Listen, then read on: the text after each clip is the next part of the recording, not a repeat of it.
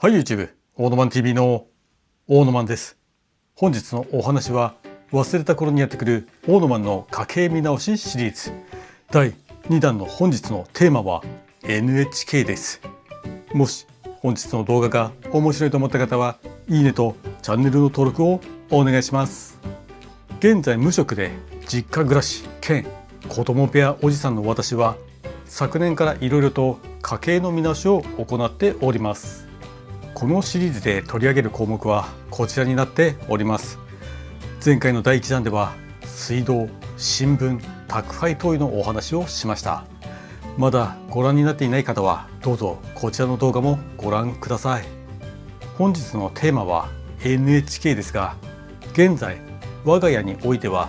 いわゆる NHK の受信料は払っておりません。それなので今回の結論としては見直しというか払っていないで話は終了です。ただもう少しだけお話ししますと、ではなぜ私は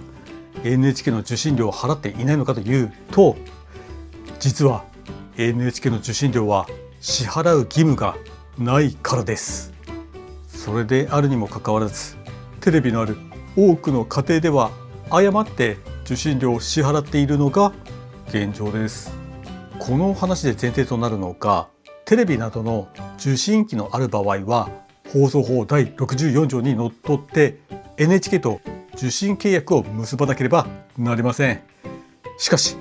受信料の支払い義務に関しては放送法には定めがないのであります。ここが盲点です。そもそも NHK がどういうものかというと、テレビ放送のできる一つの組織です。その一つの組織が勝手に受信料を支払えと言ってるだけの話なのです。その証拠に皆さん NHK 会場を相手にした国会での質疑の映像を見たことがありませんか？あれがまさにその証拠なのです。国会議員が NHK の会長に対して、会長、受信料を無償化にしたらどうですか、もしくはスクランブル化したらどうですかっていうやり取り見たことありませんか？その問いに対して NHK の会長や関係者は必ず、公平公正な放送を維持するためには受信料が必要でありますとかなんとか言ってるじゃないですか。もし法律で受信料の支払い義務が定められているならば、いや議員ちょっと待ってくださいよ、法律に明記されているので NHK の我々に言われても困ります。まずはあなたたちで法律を変えてくださいよとなります。このやり取りがないってことは、すなわち受信料の支払い義務がない証拠なのです。こちらは NHK の資料になりますが、受信契約を結んでいる総世帯数は2025年の年度末段階で4367万件になります。うち衛星放送の契約が2230万件なので、地上波のみの契約数だと2137万件になります。こちらには受信料の支払い率が全国値で 77.3% と記されています。ということは反対の未払い率は約 23% になります。地上波契約を交わしている約2000万件の 23%、つまり460万件の方々が受信料を支払っていない計算になります。ちなみに沖縄の支払い率は驚異の 44.6%、つまり2人に1人は支払っていません。じゃあこれらの事実を知らずに現在受信料を誤って支払っている方々はどうしたらよいのかというと、受信料の支払い方法の変更をすることです。こちらは NHK の2024年度の資料になりますが、ご覧のように支払っている方のほとんどが銀行口座の引き落としやクレジットカード払いを選んでます。実は NHK もそこまで鬼ではありません。NHK のフリーセンターに電話しなくても NHK のホームページに支払い方法の変更画面を用意してくれています。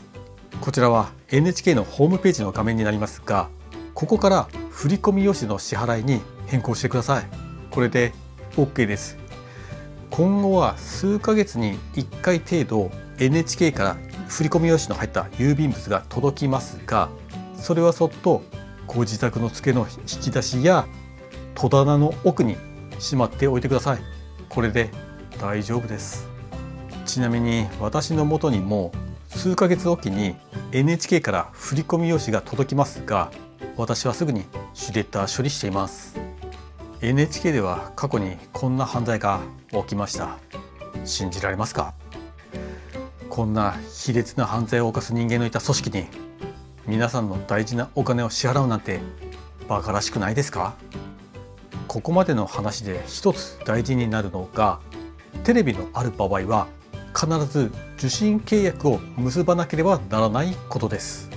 契約を結ばずにテレビを見るのは法律違反なので、それはやめましょうというのが先の京都府知事選で惜しくも落選した元参議院議員の浜田さんのお話です。詳しくはこちらの動画をご覧ください。またネットニュースなどでは NHK は裁判件数を昨年の倍にするとか報じてます。ではもし裁判沙汰になったらどうしたら良いのか。一つ注意が必要なのは、実際に裁判所から督促状が届いた時の対応です。督促状が届いたのにそのまま放置していたら、あなたの財産が自動的に差し押さえられてしまいます。もし督促状が届いた時は必ず裁判所に行って不服の申し立てを行ってください。詳しくはこちらの動画をご覧ください。仮に不服を申し立てると後日ちゃんとした裁判が行われるはずです。そうなると NHK 側としても弁護士を雇うなどの裁判費用が発生します。ではこちら側はどうするか。私の場合だと弁護士を雇うお金なんて当然ありません。だから弁護士をつけずに被告人の私だけで裁判に出てみるのも面白くないですか？仮にその裁判で負けたとしても受信料は過去5年分しか請求されません。今 NHK が年間に目標にしている裁判の件数は年間2000件です。増やすと言ってますが、それでも2000件です。今現在の未払い世帯は先ほども言ったように460万件なので、現時点での訴えられる割合は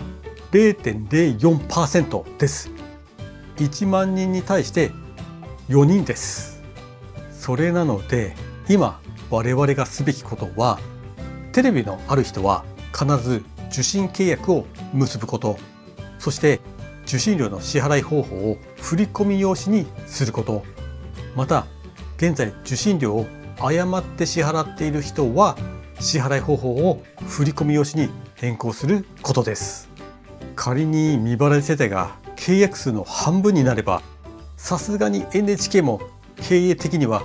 お手上げでしょう。さあ皆さん立ち上がりましょう。